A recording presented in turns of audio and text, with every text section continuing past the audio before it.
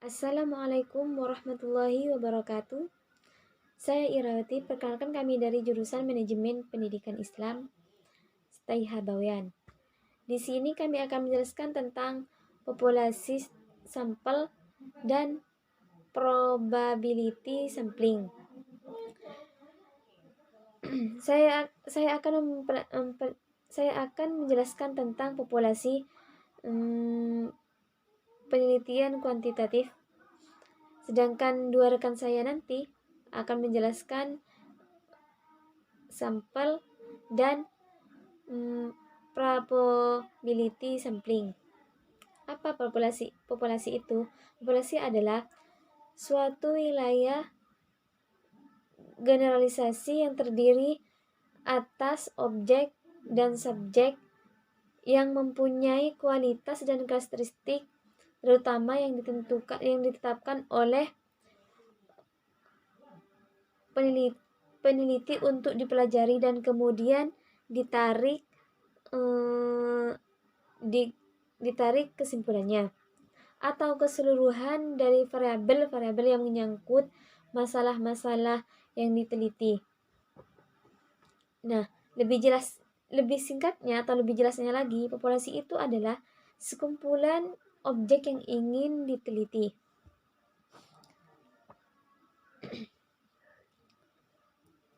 Nah, perlu ditandai dalam menggunakan populasi itu harus mempunyai berbagai karakteristik, yaitu gaya bicaranya,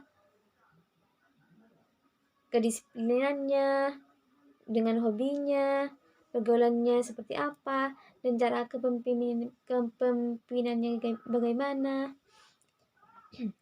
Dan seperti contoh yaitu seekor ikan. Nah, seekor ikan itu populasinya merupakan sekelompok individu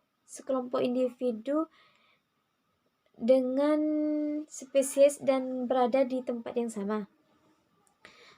Contoh lagi, sekumpulan semut, komunitas merupakan sekelompok populasi yang tempatnya sama juga. Mungkin hanya ini yang dapat saya paparkan. Selanjutnya akan dijelaskan oleh teman saya mengenai sampel dan probability sampling. Cukup sekian. Terima kasih. Halo, perkenalkan nama saya Siti Zainab. Di sini saya akan menjelaskan tentang apa itu sampel di penelitian kuantitatif. Sampel merupakan bagian dari jumlah dan karakteristik yang dimiliki oleh populasi. Nah, lebih gampangnya, sampel itu merupakan himpunan bagian dari populasi. Pengukuran sampel dilakukan melalui statistik atau berdasarkan pada estimasi penelitian untuk menentukan besarnya sampel yang diambil dalam melaksanakan penelitian suatu objek.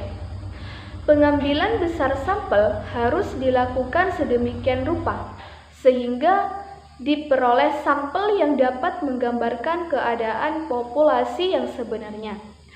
Perlu digarisbawahi bahwa syarat pengambilan sampel harus representatif. Jika sampel tidak representatif, diibaratkan seperti orang buta yang diminta untuk menyimpulkan karakteristik dari gajah.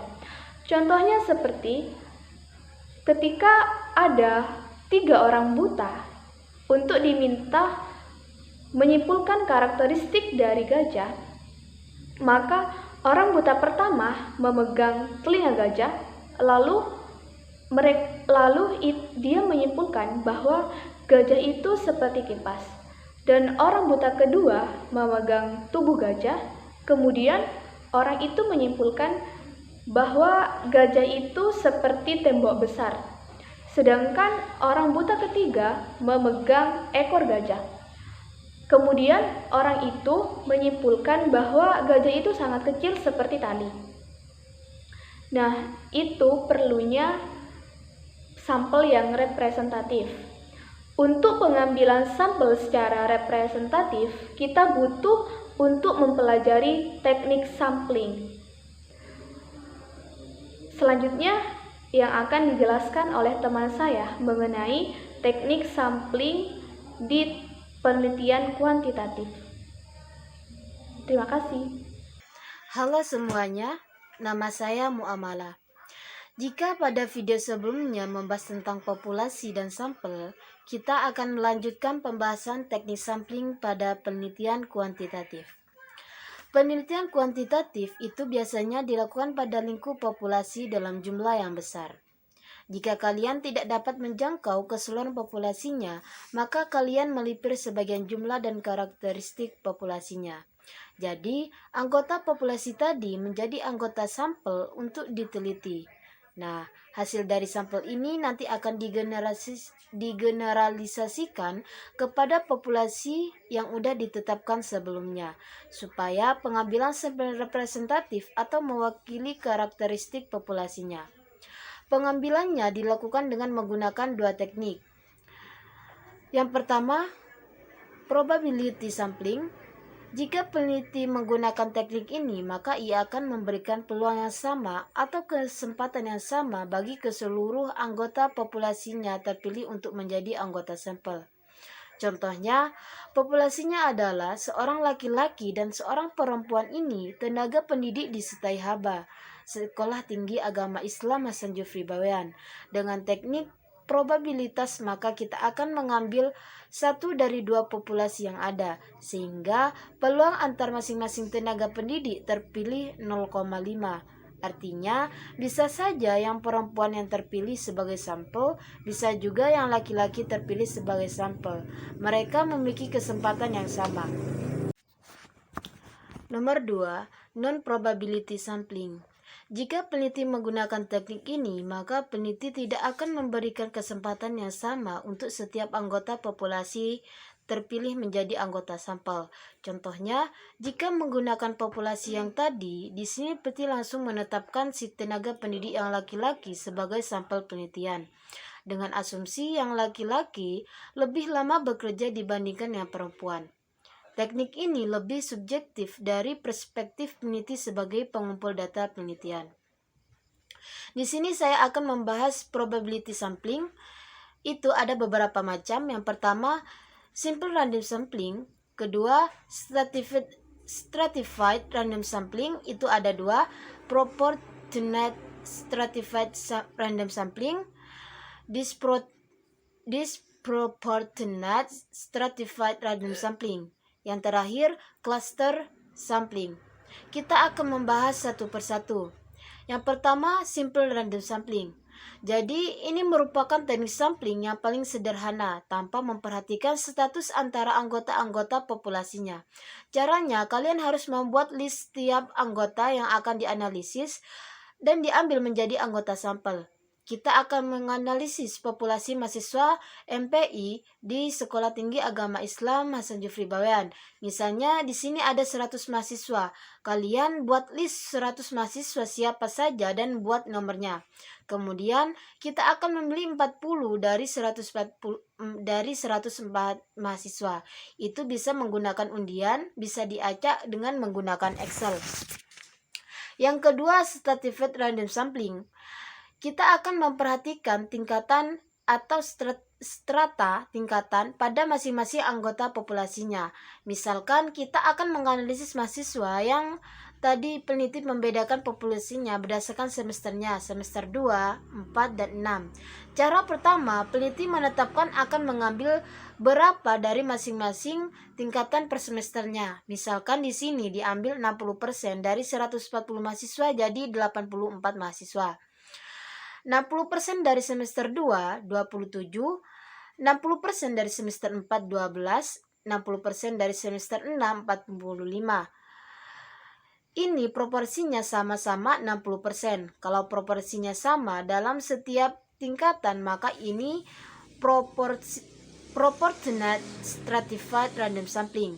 Cara yang kedua, misalkan peneliti beranggapan bahwa semester 4 ini hanya 20 mahasiswa akan sangat sedikit jika hanya mengambil 60%-nya saja.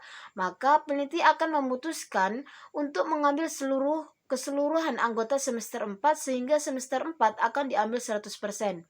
semester 2 diambil 60%, semester 6 diambil 49%.